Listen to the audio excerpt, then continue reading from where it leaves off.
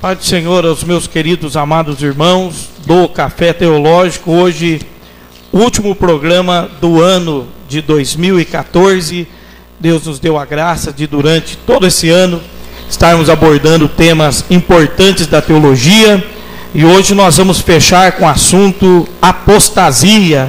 O que é a apostasia? Temos como convidado aqui hoje, querido amigo pastor Agenivaldo, o pastor Agenivaldo de Jaú, um grande amigo, um grande homem de Deus, escritor de vários livros, também teólogo, formador de muitos pastores, não é? Verdade. Está conosco aqui hoje para nos ajudar nesse tema importante. Você participa do Café Teológico através do chat no inbox aí do Facebook, Aniel Cruz, ou através do próprio site Você vai entrar no TV Jesus em Cada Lar e vai participar lá colocando o seu comentário. Também pode twittar, tá? @pastor Aniel Cruz. Você entra lá e manda a sua pergunta e a sua sugestão. Pastor Agenivaldo, dê a saudação aos nossos amados telespectadores e logo já vamos entrar de Bíblia. Amém. Deus, a paz do Senhor para todos. Uma boa tarde, né? Deus abençoe você. O assunto é muito sério e polêmico, né? Mas é um assunto que a igreja precisa discutir. Exato. E nós precisamos, porque nesses últimos tempos as coisas têm se apertado de tal modo que as pessoas não estão mais compreendendo o que é igreja. Exatamente. Estão se falando muita coisa e nós temos aí hoje esse assunto sobre apostasia que nós vamos estar falando aí no decorrer do programa. Exatamente, né, queridos? Então nós vamos estar já entrando no assunto, né, sobre apostasia. Pastor Agenivaldo preparou alguns textos aqui. Já me mandaram perguntas de antemão falando sobre a apostasia de Hebreus capítulo 6. Se é possível alguém perder a salvação com a chamada apostasia. Mas deixaremos isso mais para o final. Pastor Agenivaldo, por favor, vamos entrar nos textos bíblicos. Dê uma definição para nós aí do termo apostasia, pastor. Muita gente tem dúvida do que é apostasia. Entendendo esse assunto, a apostasia significa abandono ou negação da fé. Isso é a palavra apostar-se, né? Alguém que largou, deixou a sua fé. Alguém que abandonou. Alguém que abandonou a sua fé. Então isso é a definição de apostasia. E nós temos vários textos bíblicos, pastor Aniel, que definem isso, né? Temos exemplos de pessoas na palavra do Senhor que abandonaram a fé. Sim. Um exemplo está aqui em 2 Timóteo capítulo 2, versículo 17, fala o seguinte: e as suas palavras alastrarão como gangrena, entre os quais estão Emineu e Fileto, que se desviaram da verdade, dizendo que a ressurreição já é passada, e assim perverteram a fé de alguns. Entendi. Então, esse Fileto e Emineu aqui, eles abandonaram a fé comum, a fé que eles acreditavam. Eles perverteram e começaram com esse assunto dentro da igreja, na época, tentando convencer alguns da verdade que eles, entre aspas, queriam que eles entendessem. Mas, na verdade, eles estavam se desviando dos princípios que eles aprenderam. Exatamente. Ensinando heresias, ensinando coisas contrárias. Esse é o princípio, então. O apostata, então, ele parte de um ponto certo para um ponto errado. Para um ponto errado. E quer ensinar esse ponto errado como se fosse uma verdade. Exatamente. Então, a apostasia não é o que muita gente entende que é cair em pecado. Não. Ou desviar-se da igreja, que é o termo gospel, né? Não, o desviar da palavra, no sentido lógico da questão, é aquela pessoa que abandona. O desviado, que me desculpa a expressão até forte, o desviado, forte, né? É aquele que largou um princípio. O que é desviar? Ele estava caminhando numa direção e ele dá meia volta e volta errado. Ele isso que é desviar. Da trajetória. Ele tinha um alvo, ele sai do alvo. Exato. Isso é desviar da fé.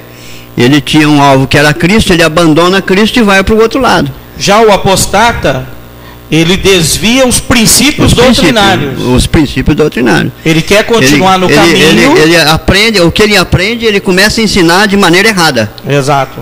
E aí ele cria heresia. Como diz o texto de hermenêutica, um texto fora de contexto, é pretexto para se criar uma heresia. Ele começa criando uma heresia.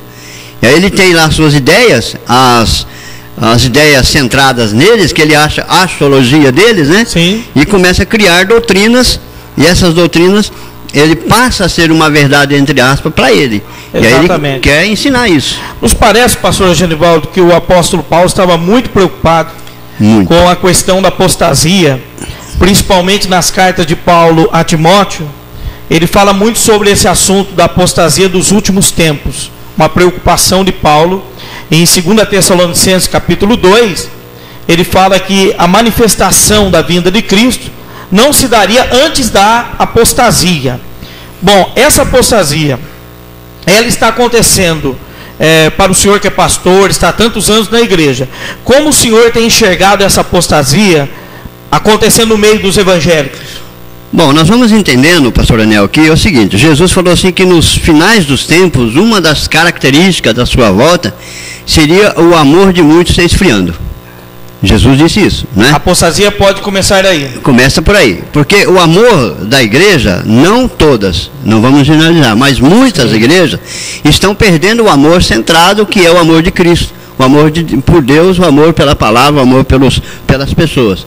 Então o amor está se esfriando. Isso é uma característica da apostasia, porque o amor esfriando, quem está frio no amor, ele tem automaticamente frio na fé. Entende? Então uma pessoa que é fria, não tem nada a oferecer a ninguém, ela é desvalorizada naquilo que ela almeja, que ensina, que prega. Então, se eu estou frio na fé, eu não tenho nada a oferecer. O que eu posso oferecer frio na fé? Exato. Nada. Então, uma das características é o esfriamento do amor, o esfriamento da fé, né? Seitas novas acontecendo, que depois nós vamos bater nisso, falar um pouco mais. E Jesus deixou claro que essa característica precede a sua volta. E nós estamos vendo isso em todos os segmentos, em toda a sociedade. E não é só esse amor frio, não é só para com a igreja em relação a Cristo. Em relação à própria sociedade, o homem deixou de amar um ao outro, no sentido, a pessoa humana, né? Ela não se importa mais. Hoje, o que importa mais hoje é o dinheiro, é a riqueza, o fazer as coisas, e as pessoas ficam sempre em segundo plano.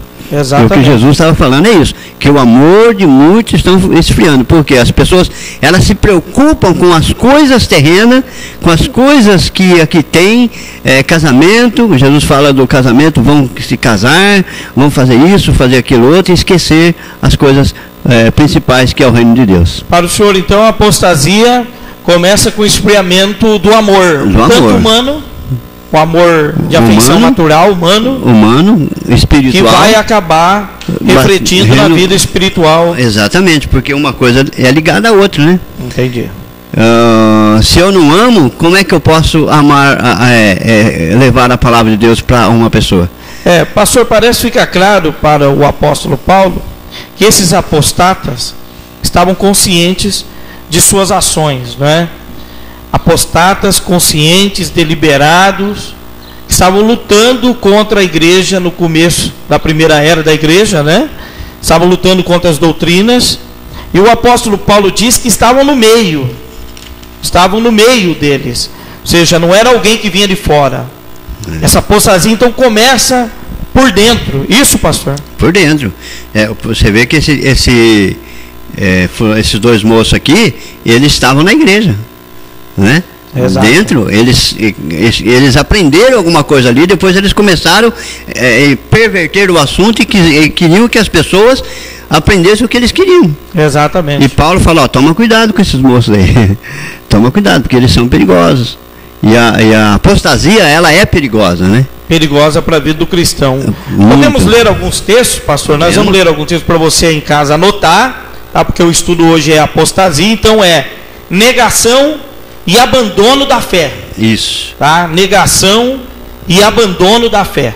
Exatamente. Então passa por alguém que já conheceu a Escritura, já fez a confissão de fé e agora está abandonando e negando. Notem que a apostasia está entrelaçada, negar e abandonar. Porque, pastor Daniel, veja bem, como uma pessoa que ela não abandonou a fé, que ela não conheceu a fé, que não tem nenhum princípio, ela não pode abandonar nada. Exato. Né? Então ela só vai abandonar a fé se ela conheceu, se ela tiver. E a fé, a palavra aqui, fé aqui, não é aquela fé dom de Deus que a gente herda da salvação. Né? Não é essa aí. É a fé comum, que é a ideia que passa é que eu sou um cristão, eu tenho fé porque eu sou um cristão. Então eu abandono a minha crença, né? Eu abandono os meus princípios de fé e vou seguir outros princípios. Então isso é uma apostasia, isso é apostar-se da fé. É um abandono ou negação da fé. Vamos ler 1 Timóteo, capítulo 4, versículo 1, o pastor já está até aberto a escritura, né? 1 Timóteo, capítulo 4, versículo 1, que Paulo vai falar algo sobre apostasia. Pode ler, pastor. Mas o Espírito expressamente disse que em tempos posteriores alguns apostatarão da fé, dando ouvidos a espírito enganadores e a doutrinas de demônios, pela hipocrisia de homens que falam mentiras e têm a sua própria consciência cauterizada, proibindo o casamento, ordenando a abstinência de alimentos que Deus criou para serem recebidos com ações de graça pelo que são fiéis e que conhecem bem a verdade. Bom, até aqui só. Exato. Ou seja, já vou fazer uma pergunta polêmica. Paulo está falando aí que homens que a mente foi cauterizada, dando comichões aí nos ouvidos, a doutrina de demônios, não é? Pastor Genivaldo, as igrejas que hoje estão fazendo casamento de homossexuais, tá? Pastores fazendo esses casamentos, são apostatas? Estão incluídos nesse abandono? Então, sem ficar em cima do muro. não tem ficar em cima do muro, pastor Nelson. Sabe por quê? Porque a Bíblia diz que deixará o homem, seu pai e sua mãe, e casar-se-ão com a sua mulher. Então não tem meio termo. Não existe meio termo, né? Ou eu sou homem ou uma mulher. Então não existe uma terceira raça, a terceira ideia, né? Então a Bíblia é bem clara. Agora essa questão aqui que expressamente diz que nos últimos tempos vai acontecer esse tipo de coisa. Exato. Homens que a mente foi cauterizada. A mente foi cauterizada. O que é mente cauterizada? A mente já está completamente bloqueada. Eu contar uma ilustração que eu aprendi uma certa vez. Um cientista pegou uma rãzinha, um sapinho verde, colocou em cima de uma chapa quente. Naquela hora, a rãzinha pulou, porque a chapa estava quente. Sim. Mas ele pegou, então, ele abrandou a chapa, deixou ela bem friazinha e pôs ela lá. E ela ficou.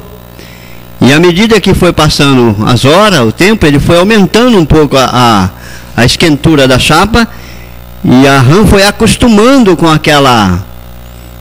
calor da chapa, a ponto de chegar, morrer queimada pelo calor. Queimada, mas não saiu da demais. Mas não saiu mais. Por quê? Porque ela foi se adaptando àquele sistema. A mente cauterizada é isso. O pecado vem na mente, no coração da pessoa, na vida da pessoa, e ele vai dominando de pouco a pouco até se tornar um apostata. Até se tornar um apóstata. Então não é a apostasia não nasce assim.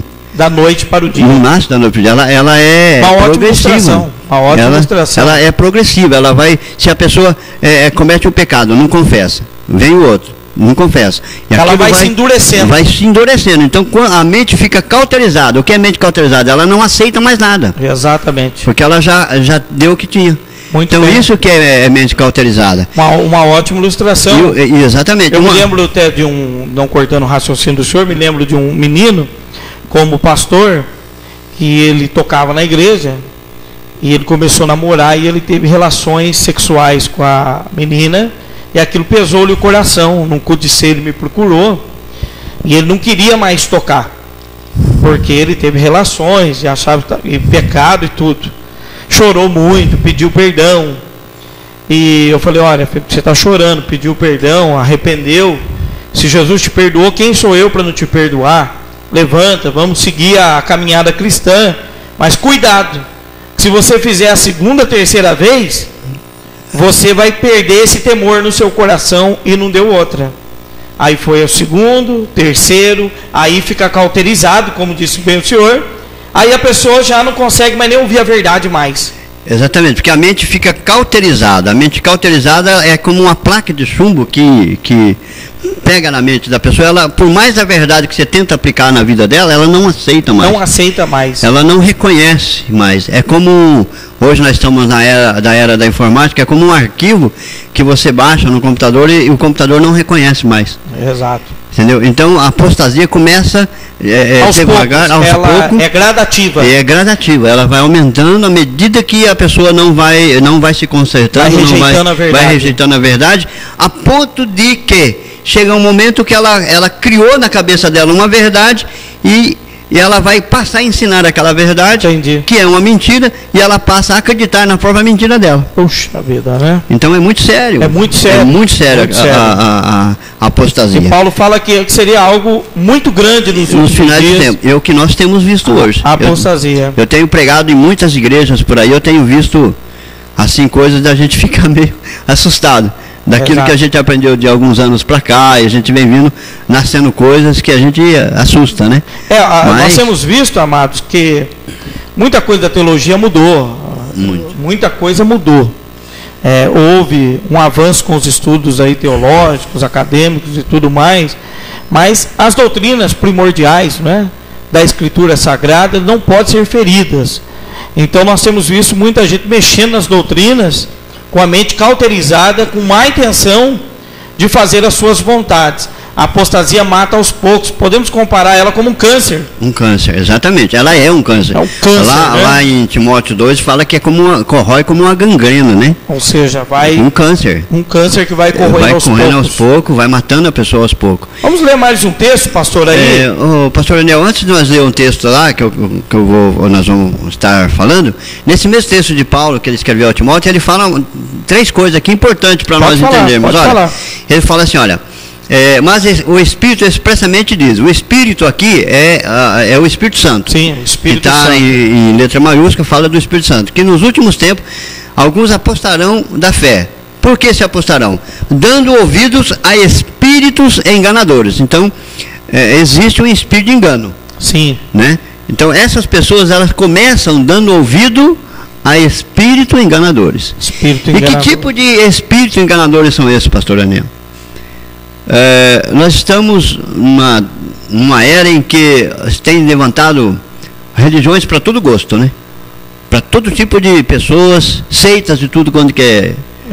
Exatamente. Hoje tem igreja para todo gosto, tem doutrina para agradar todo mundo. Quem quiser vai, né? Exato. E é uma das características dos fins dos tempos.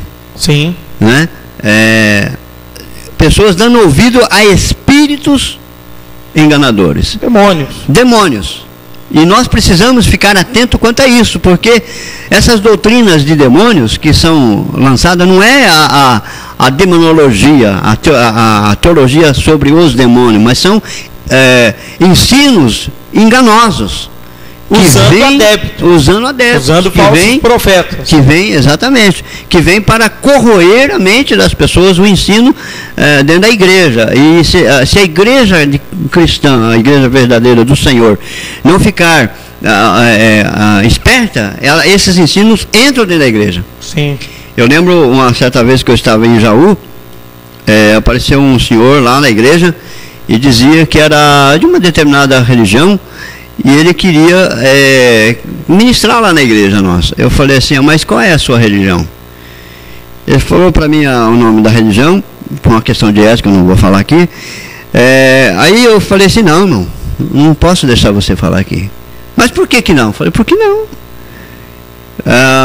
Eu falei para ele, olha, é muito simples, a igreja que você congrega é uma igreja que tem princípios heréticos, então eu não posso deixar você vir ministrar na minha igreja. Né? Ele falou, mas está errado, eu vou ensinar a palavra. Eu falei, por mais que você ensine a palavra, tem princípios errados. E aí um amigo meu, um colega de ministério de outra denominação, deixou ele ministrar na igreja dele. E lá ele sutilmente, ele não falou sobre a religião dele, mas ele deixou a literatura dele na igreja. Então, qual é o perigo disso? É você deixar essas pessoas virem e eles trazem as bagagens deles, as literaturas deles, semeia espírito de engano dentro da igreja, e por causa disso, muitos de nossos membros que não conhecem Bíblia, acabam indo embora. A grande verdade, pastor, é que hoje ele nem precisa entrar mais na igreja. Não, hoje é internet.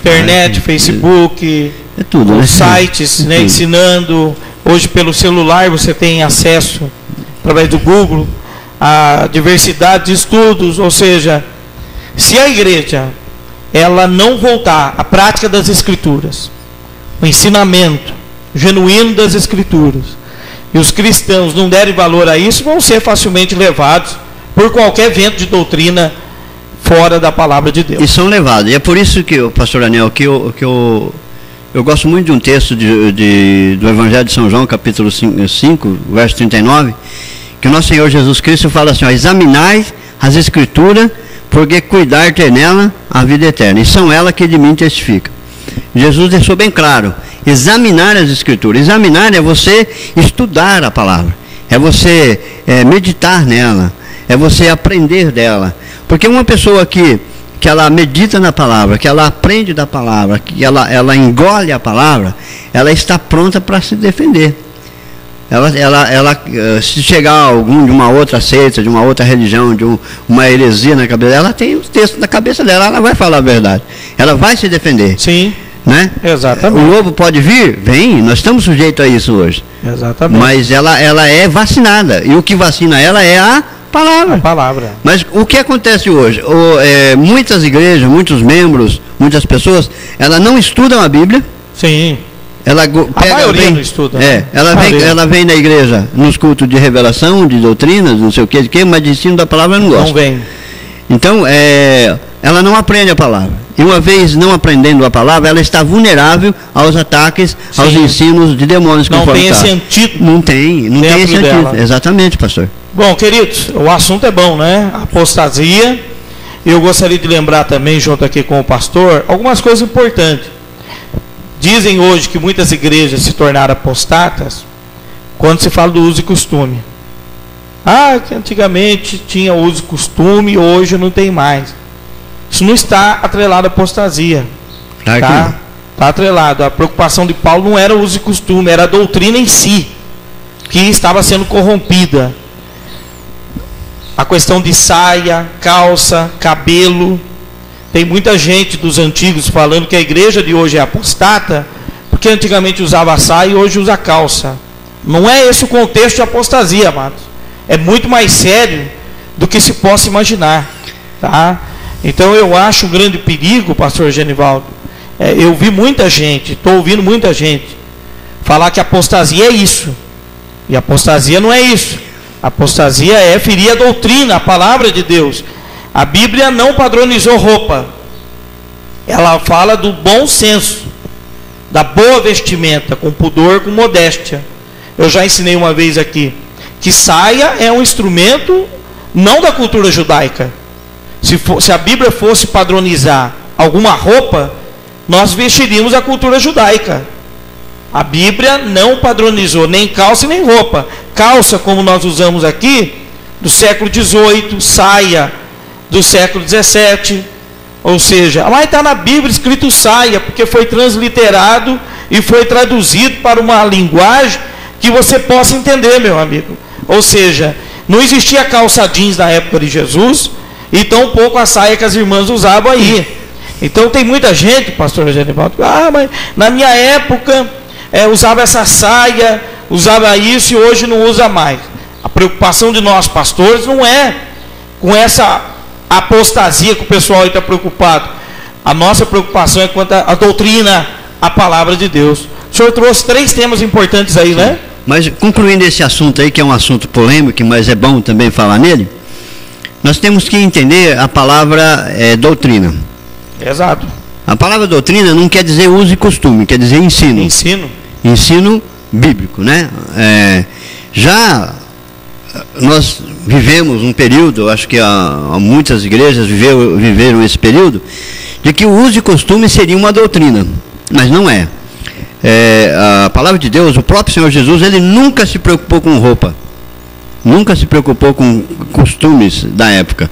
Tanto é que ele revolucionou isso. Ele batia de frente com os fariseus quando eles questionavam certo tipo de coisa. Sim. Mas por que aconteceu isso? Que século XVI, XVII, XVIII, XX, alguma época para cá, quando a questão do evangelho chegou no Brasil, porque um dos países que mais bate em uso e costume é o nosso, sim, o Brasil.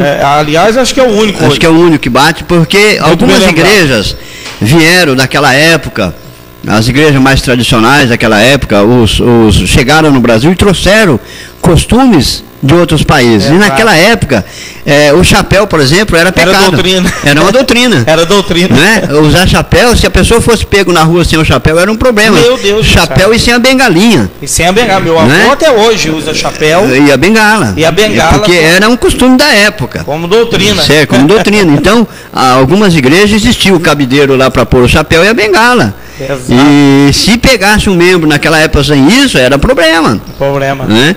Então depois veio, o tempo veio mudando, aí nasceu, nos anos 60 nasceu a calça comprida, que não foi isso um pouco mais antes talvez, nasceu com a rebelião dos hippies, nasceu a calça comprida, as mulheres passaram a usar a calça comprida, e aí essas igrejas mais tradicionais quiseram manter esse costume de ir à igreja.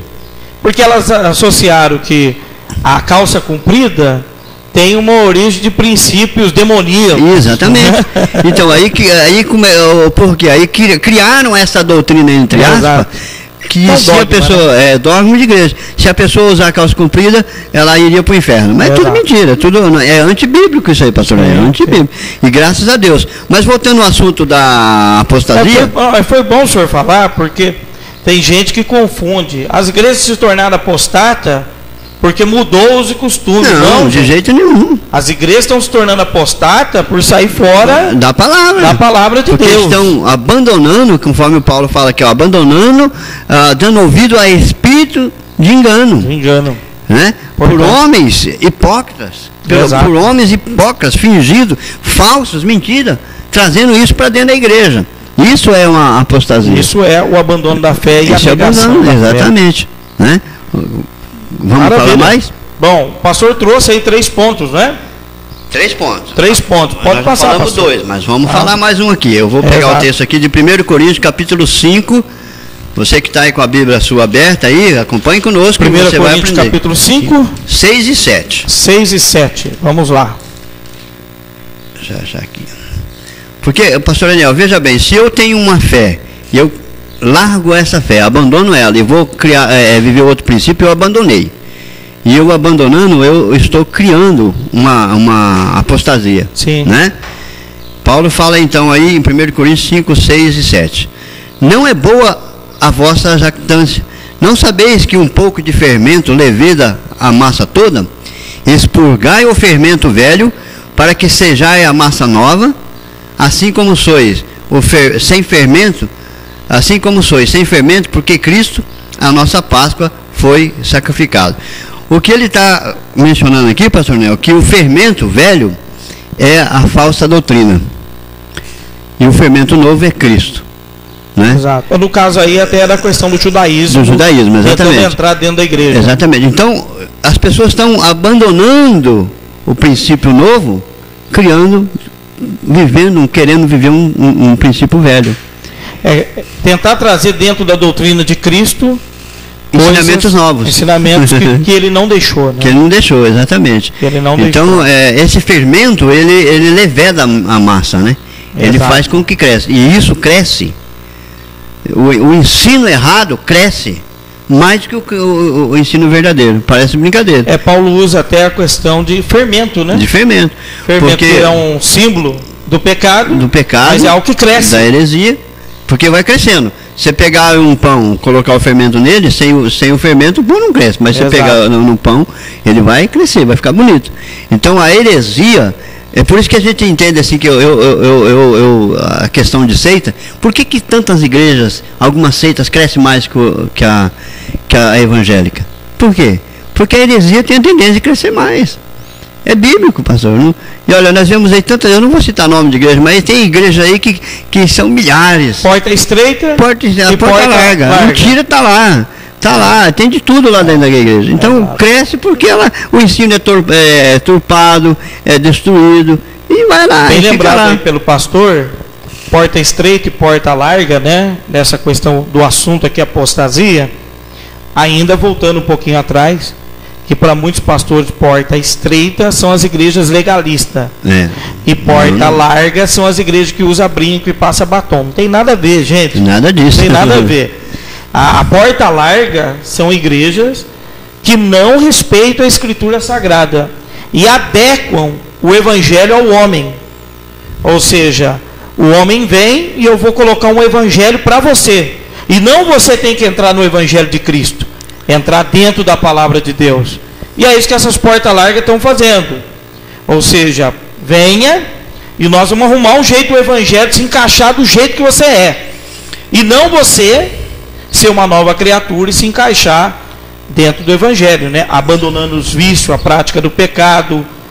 Exatamente, porque o apóstolo Paulo, ele fala assim, ó, que uma vez se você está em Cristo, você é nova criatura, e as coisas velhas se passaram e tudo se tornou novo. Mudança de vida, uma nova vida, um novo pensamento, um novo caminhar, uma nova visão de vida. Tá, se uma vez eu sou convertido, eu mudei de vida. Sim. Eu deixei o pecado e larguei a vida velha e estou vivendo com Cristo. Se eu voltar a essa velha vida, eu abandono a minha fé. É por isso que lá em Hebreus capítulo 6 fala sobre isso. Vamos falar sobre isso. Então, o que nós temos que tomar cuidado? De deixar essa fé, de abandonar os princípios da palavra, de abandonar aquilo que nós acreditamos, né? E voltar ao velho homem. Paulo fala em Coríntios do velho homem, do novo homem, do homem carnal, do homem espiritual, né? Que o carnal, o homem natural não entende as coisas do Espírito, mas o carnal, ele já conhece as coisas do Espírito, mas ele não caminha com Jesus. E o espiritual, ele discerne bem as coisas e ninguém por ele é discernido. É um assunto tão complexo, gente, porque dentro de uma certa doutrina, alguém que deixa a fé, que deixa a Escritura, segundo uma doutrina aí, essa pessoa nunca foi convertida de verdade. Se fosse, não deixaria, tá? Não vou citar o nome, mas dentro da Escritura, por exemplo, o apóstolo Pedro diz que é possível a porca que foi lavada voltar ao despojador, voltar a sujar-se na lama, e volta mesmo, e ao cão voltar ao seu próprio vômito. Exato, que comer o seu próprio vômito, ou seja, aquele que recebe a palavra e acaba voltando à prática do pecado. Exato. Ou seja, Pedro dá a entender que é possível que a pessoa volte à prática do pecado. E Jesus também fala disso, não é, pastor? Olha, vai-te, não peques mais. Porque há uma possibilidade. Porque existe uma possibilidade da pessoa voltar a pecar, a prática do pecado. E essa possibilidade de volta, se ele não vigiar, ele volta. Ele volta. Ele volta porque é aquilo que nós estávamos falando. Se ele não confessar os pecados da vida dele, a mente vai cauterizando. Exato. E aí ele tem a tendência de abandonar a fé, porque a mente cauterizou, aí ele volta ao velho homem, ele volta ao velho a viver no pecado. E esse voltar a viver no pecado, que é muito ruim. Porque se ele morrer naquela situação, aí que está o perigo. Exatamente. Porque a salvação dele é enquanto ele tem a oportunidade, enquanto ele estiver vivo. Porque depois que morreu, ele não tem mais jeito. Exato. Né? Porque a grande questão, a pergunta que não quer calar, né, de Hebreus capítulo 6, dos apostatas, é que é impossível aqueles que abandonaram a fé tornam-se de novo ser recuperados, aqueles que recaíram tornem-se de novo ser regenerados, né? Se eles perdem a salvação, aí temos dois pontos de vista, né?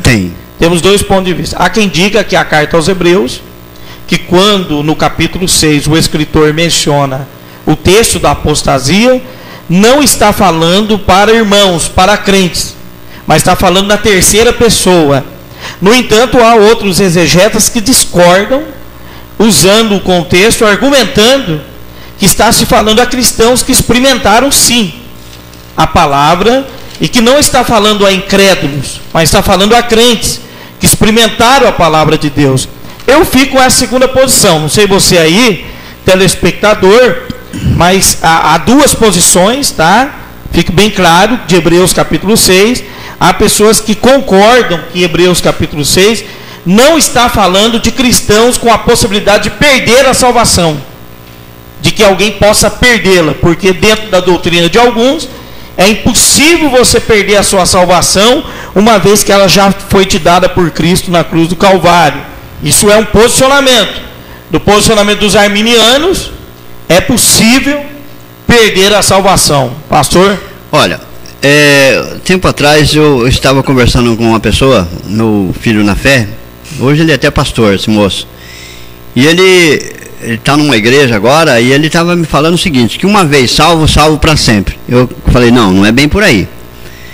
Não é porque eu aceitei Jesus que agora eu vou ser salvo para sempre e nunca mais vou ser salvo. Claro, se eu continuar firme com Jesus, primeiro ponto, se eu continuar firme com Jesus, nunca abandonar a minha fé, não me tornar uma pessoa leviana e não abandonar a minha vida com Cristo, claro que eu vou ser salvo, lógico. Porque a salvação, a Bíblia fala, essas coisas eu vos escrevi para que saibais que tende a vida eterna. E esta vida é para já, não é para daqui a 1 milênio, é para agora. Você é salvo já, né? Mas essa questão é condicional, se eu perseverar até o fim. Isso significa se eu continuar firme até o dia que eu partir. Ou então se Jesus voltar antes, né?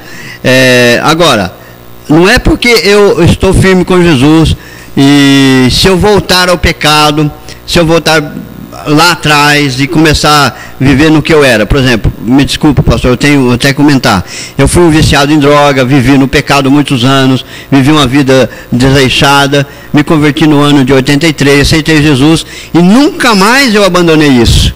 Agora, seria da minha parte, se eu abandonasse a igreja, o cristianismo, a minha fé, e voltasse tudo, aí eu não seria mais salvo. Essa é a posição arminiana. Porque os nossos irmãos calvinistas têm outro pensamento. Os calvinistas pensam que nunca mais, uma vez salvo, salvo para sempre. Foi salvo por Cristo não vai perder essa salvação. Não, tá? São dois posicionamentos, tá? O nosso programa aqui coloca todos eles nas duas balanças. E os dois têm posicionamento bíblico, né? Exatamente. Os dois, né? Até hoje as escolas de teologia não chegam a acordo nenhum sobre isso, porque os dois têm forte embasamento bíblico. Mas o que é mais importante não é, embora a Bíblia fala isso, é você ter essa certeza. Exato. É a certeza que vem de você, porque Jesus falou o quê? Se Jesus, a Bíblia diz que Deus deu o seu Filho unigênito para que todo aquele que nele crê, aquele que crê que é salvo, sim, não pereça, mas tenha a vida eterna. Então é uma posição da pessoa. Se a pessoa crê, amém. Se ela não crê, pronto. Eles vão argumentar o seguinte, que alguém só pode crer se o Espírito Santo fizer essa pessoa crer. Que o homem não pode crer em Jesus por opção racional, humano. Tem que ser de Deus. Se é de Deus, a salvação é de Deus, não é do homem. Exatamente. Então eles vão argumentar isso. Mas isso é um papo para outro café teológico, predestinação, tá, eleição e graça, tá? É isso. Eu quero ler aqui um rapidinho, algo sobre Gruden, uma nota falando sobre isso, pastor Genivaldo. Um pensamento dele, curto aqui, sobre a apostasia de Hebreus capítulo 6, tá? Quem são aquelas pessoas de Hebreus capítulo 6 que o texto diz que foram iluminadas, provaram o dom celestial, se tornaram participantes do Espírito Santo, provaram da boa palavra de Deus e dos poderes do século futuro e então recaíram? É importante que saibamos, pois é impossível renová-las outra vez para o arrependimento, uma vez que elas novamente crucificam o Filho de Deus e o expõem ao vitupério. Hebreus capítulo 6, do 4 em diante. Existe provavelmente mais de 12 interpretações dessa passagem, mais de 12, que pode ser encontrado em vários comentários periódicos. Não é o propósito aqui interagir com eles, pelo contrário, vamos focar nas terminologias dos versículos 4 e 5 para tentar concluir esses textos. Essas pessoas são os homens e mulheres cristãos nascidos de novo? É uma pergunta de Gruden. Se forem, destrói-se a doutrina da segurança eterna. Ou é possível para alguém experimentar alguma forma de iluminação espiritual, provar bens espirituais, partilhar do Espírito Santo e ainda assim nunca ter conhecido Jesus de um modo salvífico. Ou seja, Gruden questiona que se alguém provou tudo isso, será que não conheceu Jesus de um modo salvífico? Creio que a resposta para essa última questão é sim. Então vamos começar dando 6 razões do próprio livro de Hebreus para mostrar que as pessoas que apostataram não são as nascidas de novo, tá? Então Gruden vai da posição de Hebreus capítulo 6 sobre apostasia, de que o texto não está falando de cristãos que nasceram de novo. Primeiramente, a situação descrita nos versos 4 e 6 está ilustrada também no 7 e 8. E lá vamos ler: porque a terra que embebe a chuva, que muitas vezes cai sobre ela, este beber chuvas frequentes, refere-se às bênçãos dos versos 4 e 5, iluminação, participar do Espírito, provar bênçãos espirituais, etc., e produz erva proveitosa para aqueles por quem é lavrada. Recebe a bênção de Deus, mas aqui produz espinhos e abrolhos. Isso corresponde à queda do versículo 6, é reprovada, está perto de maldição e o fim é ser queimada. A chuva cai em todos os tipos de solo, mas não se pode dizer apenas com base nisso qual é o tipo de vegetação, se vai aparecer alguma erva. A figura aqui não é de um solo que recebe chuva frequente, dá vida e vegetação e então a perde. A figura é de 2 tipos de solos. Um responde à chuva, bênçãos e oportunidades espirituais por produzir vegetação abundante, enquanto o outro é estéril, sem vida e assim condenado. Da mesma forma, pessoas que ouvem o Evangelho e respondem com fé salvífica manifestam vida. Outras, entretanto, se sentam na igreja, ouvem a verdade, são abençoados pelo ministério do Espírito Santo, mas que eventualmente viram as costas a tudo isso, são como um campo que nunca floresce vegetação, e assim vem o julgamento. A nota de Gruden é a seguinte: a ideia da terra que uma vez deu frutos e agora traz espinho não é compatível com essa figura. A implicação é essa: enquanto as experiências positivas listadas no versículo 4 e 6 não nos dão informação suficiente para saber se as pessoas são verdadeiramente salvas ou não, Gruden vai de um campo de que o escritor não dá evidências internas suficientes se essas pessoas são de fato nascidas de novo ou não. Na visão do Senhor, Hebreus capítulo 6, versículo 4 em diante, está falando de cristão nascido de novo ou não?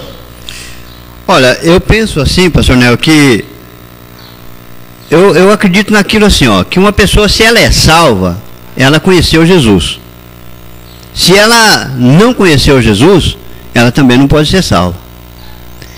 Esse texto, ele dá as duas ideias, tanto para um ou para outro, mas aqui fala mais preciso para aqueles que já conheceram. Esse é meu ponto de vista. Embora a gente muita pode gente ver, pensa assim também. pensa aqui, porque uma vez que ele conheceu, ele entendeu, e se ele entendeu, ele é salvo. Mas nem todos assim, nem todo é assim, desculpa, nem todos pensam dessa maneira, não é? Porque a ideia é muito vaga, mas a palavra de Deus, ela afirma que se você aceitou Jesus, você é salvo, senão não tem como. Exato. Eu acho legal até os amigos telespectadores, porque nós temos então 2 interpretações, ou 12, né? Tem mais 12, mas temos 2 correntes teológicas, a calvinista e os arminianos, discorrendo sobre esse texto, tá? 2 posicionamentos. E é bom lembrar que quando você vai para um posicionamento de uma corrente doutrinária teológica que tendenciosa para ela, você tem que tomar cuidado. Eu recomendo olhar para a Escritura, para o texto e contexto, né? A palavra de Deus é a base. É a base, e não seguir a corrente de pensamento. Tá? Porque cada um vai puxar a sardinha para o seu lado. Você percebe que Gruden está puxando sardinha para o lado calvinista. Está tentando alegar que Hebreus capítulo 6, 4 em diante, não está falando de nascido de novo, porque na ideia dele é inconcebível que alguém experimentou tudo isso e rejeite. No entanto, no conceito arminiano, é possível que alguém rejeite sim essa graça e faça o abandono deliberado da fé consciente, pastor Genivaldo. E aí ele se torna apóstata. Exato. Aí ele se torna apóstata, porque se a pessoa conheceu Cristo, viveu com Ele, caminhou com Ele, conheceu os dons de Deus, foi abençoado, foi curado, recebeu tudo que ele tinha, recebeu as bênçãos do céu, e ele volta a viver uma vida no pecado, ele abandonou a Cristo para viver uma vida no pecado. Sim. E aí ele apostou-se da fé. Apostatou-se da fé. Faz muitos anos isso, eu encontrei uma certa vez uma pessoa que eu estava na rua, não sei por que me veio isso à mente, mas é aquilo que nós estamos falando. Eu conheci um moço e ele conheceu Jesus, conheceu todas as histórias, era um moço, um abençoado na igreja. E aí um dia eu encontro com ele e ele fala assim: não, eu não vou voltar mais para a igreja. Porque a igreja, ele falando, esse rapaz falando, a igreja não prega o que Jesus ensinava. Porque onde é que está a cura hoje? Onde é que está a pessoa ser salva? Já viu algum morto ressuscitar? Então ele estava querendo me ensinar que nós tínhamos que olhar pela palavra de Deus, que hoje o morto pode ressuscitar, que uma pessoa pode ser curada. Eu acredito nisso, que pode, existe, né? Claro. Só que ele falou assim que ele não ia voltar mais para a igreja porque não via isso dentro da igreja, né? Então a fé dele não fazia com que essas coisas acontecessem. Aí ele culpa a igreja pelos erros dele. E na verdade ele voltou ao velho homem, voltou ao pecado. Sim. E agora acusa a igreja como se a igreja fosse culpada. Né? Então esse é o problema da apostasia.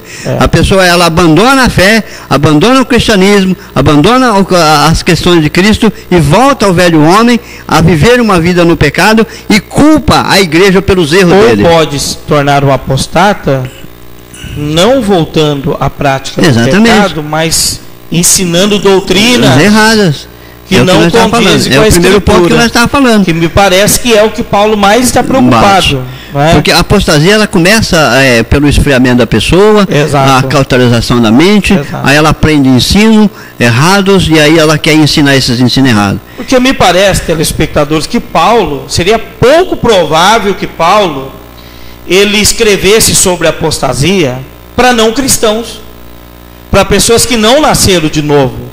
E o escritor aos Hebreus escrevesse falando sobre a apostasia para quem não nasceu de novo, porque fica complexo na cabeça de alguns amigos: como pode alguém ter nascido de novo e voltar? Que é a complexidade do assunto, né? Que vai entrar a questão de predestinação e toda eleição e graça. Mas eu olho para Paulo dando recomendações, tá? Falando que, inclusive outras recomendações: abstenhais da prostituição, né? Fujam do pecado. Ora, se alguém nasceu de novo, por que eu tenho que correr de alguma coisa? Por que eu tenho que correr dos desejos da mocidade? Por que eu tenho que fugir? Por que eu tenho que me abster de alguma coisa? Porque existe a possibilidade de praticá-las, mesmo sendo nascido de novo. Então me parece muito ilógico que Hebreus capítulo 6 esteja se falando de não cristãos. Olhando texto e contexto, não parece estar evidenciado isso lá. É um posicionamento meu. Eu fico com o posicionamento de que o apostata está relacionado lá em Hebreus, porque daí vai vir uma pergunta, pastor: mas peraí, o apostata perde a salvação? Perde, porque ele abandonou. Exato. Aí eles vão fazer uma pergunta: qual o único pecado imperdoável? A blasfêmia contra o Espírito Santo. Então teríamos mais um pecado imperdoável: a apostasia? Não. O abandono. Não, porque não crença. Tem que separar as duas coisas. A blasfêmia contra o Espírito Santo, baseado em Mateus capítulo 12, ela diz que o que é blasfêmia contra o Espírito Santo? Atribuir as obras de Jesus a Satanás. O apostata é o abandono da fé deliberado e a negação da mesma. E o apostata pode blasfemar um dia. Ele acaba. Olha, mas não são as duas coisas juntas. O escritor aos Hebreus, capítulo 3, versículo 19, ele dá uma recomendação. Aliás, ele dá um alerta. E vemos que não puderam entrar por causa da incredulidade. Ele está falando do repouso, né? Exato. Do repouso lá da época. Por que eles não entraram? Porque murmuração, incredulidade. Então, quando uma pessoa ela se apostata da fé, que ela abandona a fé, ela abandona por quê?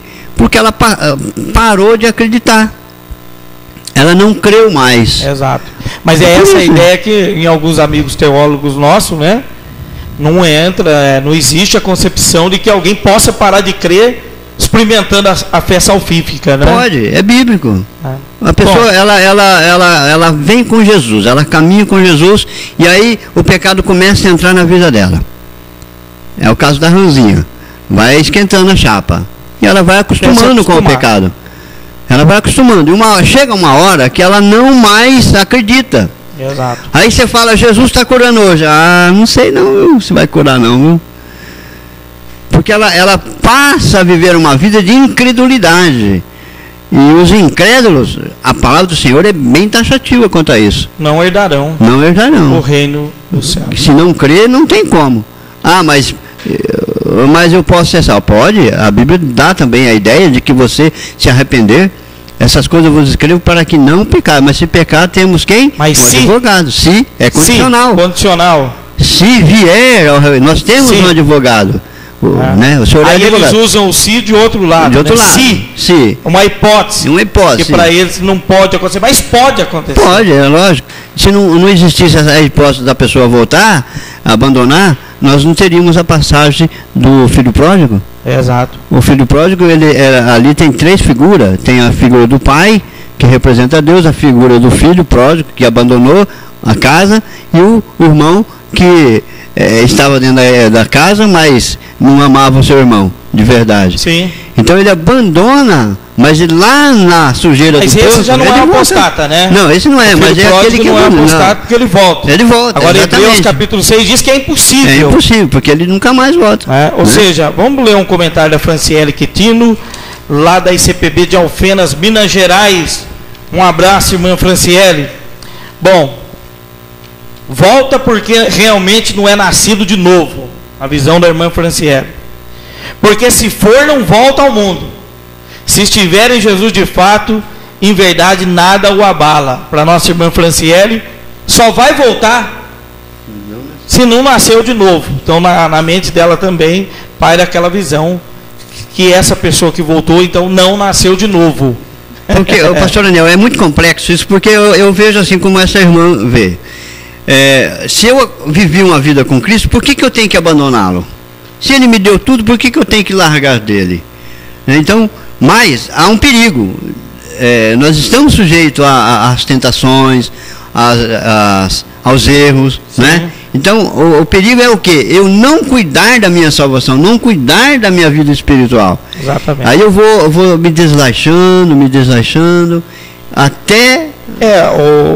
O assunto é bom demais, né? Porque tem que ser esclarecedor o seguinte: alguém caiu em adultério, é um apostata? Não. Não, necessariamente. Cometeu um pecado? Praticou qualquer outro pecado? É um apostata? Não.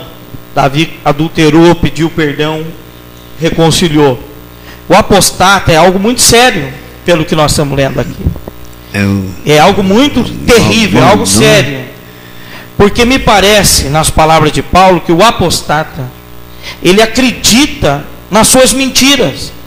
É isso mesmo. Ele acredita, ele abandona a fé, ele nega aquela fé e passa a ensinar outras doutrinas e acreditar naquilo e negar a primeira fé. Exatamente. Ou seja, é algo perigoso. Ele não acha que caiu, que ele está errado. Tá? Ele não acha. Então eu acho que esse é o grande perigo da apostasia. Tem muito cristão dentro da igreja em rebeldia, deliberada, enfrentando igreja, enfrentando pastores, e ele não acredita que está errado.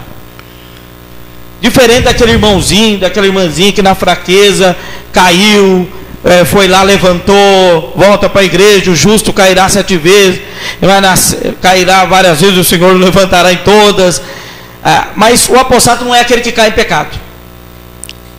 Mas esse cair em pecado seguidamente, ele se esfria, pode torná-lo um apostata. Ele se torna um apostata, né? Não é que ele se torna. Exato. Ele vai, é uma coisa assim, gradativamente, ele vai devagarzinho. É a ranzinha na chapa. Entendeu? Ele vai chegar uma hora que ele vai começar a ensinar as heresias dele dentro da igreja. Exato. E o senhor falou uma coisa muito interessante, pastor Nel, que uma das características das apostasias de hoje é a rebelião dentro da igreja. A rebeldia dentro da igreja. Quando eu falo rebeldia, eu não estou falando de um momento de discussão, Não, é a rebeldia mesmo. A rebeldia arquitetada, maligna, centrada em, como é que eu falo? Armada pelas costas. E a pessoa não sabe de determinado assunto, então ela é articulada de tal maneira que quando a pessoa percebe, já foi. Não dá mais para. E aí que nasce a rebeldia. E essa rebeldia, sabe o que tem acontecido hoje em dia, que é uma característica dos fins dos tempos? Eu fiz umas contas lá em Jaú outro dia atrás, que igrejas tronco, eu falo igrejas que nasceu de ministério centrado, ministério firme, ministério sadio, sem heresia, tem poucas, dá para contar nos dedos. Mas existe centenas de igrejas, dezenas de igrejas, que saiu de outra. Não que seja pecado sair de uma outra igreja, mas saiu de momento de rebelião. Saiu de momento de rebelião porque o membro não gostou da cara feia do pastor, exemplo, e aí ele sai e vou montar a minha igreja. Se nós formos entrar nisso aí, pastor, meu Deus. Meu Deus, né? Então, mas isso é um perigo, porque a pessoa está lá ensinando coisas que ela não gostou lá na igreja. Muito bem. E ela está ensinando heresia. E pessoas estão lá. Até vi algo sobre isso, bem lembrado pelo senhor, que às vezes na rebelião, a gente vê alguns crentes com traços de apostasia, completamente com a mente cauterizada, cegos, lutando por coisas erradas, não é?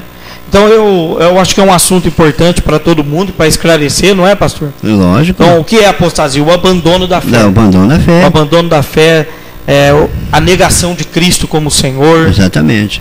A negação das doutrinas, não é? Da palavra de Deus. Deixou a palavra para viver outras ideias. Para viver outras ideias, né? Doutrina de demônios. Deixa os demônios trabalhar na mente e espíritos. Enganadores. Que não é espírito que vem no ouvido falar, não. Usando falsos profetas. Exatamente. Demônios usando até supostos pastores aí em operações miraculosas, milagres, conduzindo o povo para a apostasia. E essas pessoas caminham no erro. E vão aprendendo o erro e ensinando outros. Exatamente. Esse é o grande perigo dessa história. Ou seja, estamos vivendo realmente. Vivendo. Por isso, igreja, você que está nos ouvindo aí, né? Eu sou muito simples para falar isso, mas fique esperto. Fique esperto, porque nós estamos vivendo princípios da volta de Jesus. Não tem como negar isso, pastor. Exatamente. O senhor está começando um estudo sobre o Apocalipse na igreja, eu acho profundo falar isso na igreja. E os cristãos estão dormindo. Eles estão preocupados com o casamento, com o que comer, com o que se vestir, com o que comprar. Festa de fim de ano E a apostasia está crescendo. Está crescendo. É o fermento que o apóstolo Paulo fala. Está crescendo o fermento, está cada vez maior. Cada vez maior, e a igreja dormindo. Achando que Jesus vai demorar de voltar. Aliás, bem lembrado, porque a nossa hora já está estourando, retratado como um câncer, a apostasia. O câncer vai crescendo no corpo, a pessoa não vê. Aí um dia sente uma dorzinha, vai lá no médico, tira lá um raio-x, já era, é tarde demais. A apostasia tem que nem está vendo, pastor Genivaldo. Nem está vendo. Está crescendo, está matando muita gente na fé aí, e o pessoal não está percebendo. Então esse programa esclarecedor hoje, ore, faça uma oração sincera, entregue-se à Escritura Sagrada, a palavra de Deus, que está acima das denominações, pastores de religião. A Escritura Sagrada é que deve ser defendida. Tome cuidado com os falsos ensinamentos. A apostasia foi profetizada por Paulo. Pastor Genivaldo vai ler mais um texto aí? Não, eu só para concluir o assunto. Pode ler, então. Não sei se está horário aí, está avançado. Temos mais 3 minutos. Olha, o apóstolo fala, foi o primeiro texto que eu li, ele diz assim, olha, as suas palavras alastrarão como gangrena. Como gangrena aqui é uma ferida, um câncer que vai se alastrando. Então, o câncer, nesse sentido que Paulo está falando aqui, que ela passa para outro. A ferida, ela não fica só na vida, ela é contagiosa. É um vírus que contagia, que vai aumentando, por isso que ela vai crescendo. Então, nós temos que tomar cuidado, realmente, viver um alerta, né? viver os últimos momentos da igreja na terra, mas com alerta, com muito alerta, com o olho aberto, porque Jesus está voltando, pastor Nilo, não dá mais tempo. Maravilha. Bom, pessoal, esse foi o nosso Café Teológico de hoje. Quaisquer dúvidas, entre no nosso blog www.pastordanielcruz, faça lá a sua pergunta ou deixe nos vídeos o seu comentário e nós vamos tentar responder para você assim que pudermos. Pastor Genivaldo, obrigado pela presença no Café Teológico aqui hoje. Sempre um prazer ter o nosso amigo aqui. Amém. Seja bem-vindo sempre. Que Deus abençoe você por isso. Eu queria só dar um recadinho. Posso, pastor? Simplesmente hoje eu vou estar pregando na Missão Paz e Vida, lá em Mojimirim, do meu amigo, grande amigo, pastor Vilmar, bispo Vilmar. Vou estar lá. Você que mora aí na cidade de Mojimirim, que está ouvindo, chega lá, para a glória de Deus. Maravilha. Hoje, então, o último dia do Café Teológico, só em janeiro vai ter um cafezão aqui de verdade, viu, irmãos? Maravilhoso. Ao nosso técnico Gabriel, obrigado por esse ano. O Gabriel que fez um corte pastoral aí, que Deus te abençoe.